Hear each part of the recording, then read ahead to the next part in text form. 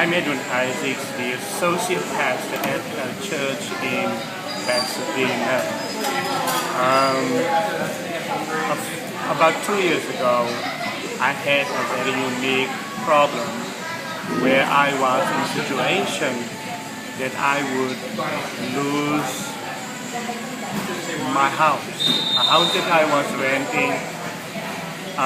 My landlord never told me what was going on, and I was paying rent. And so I had to find out that the house is getting into foreclosure. And that means if that house gets into foreclosure, it would mean that I would be homeless. I would go nowhere.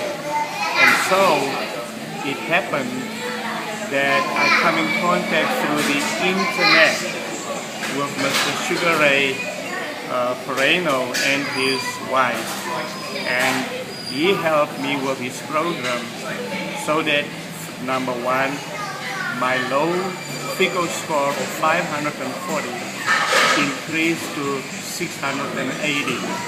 That helped me a lot. So that was the first step.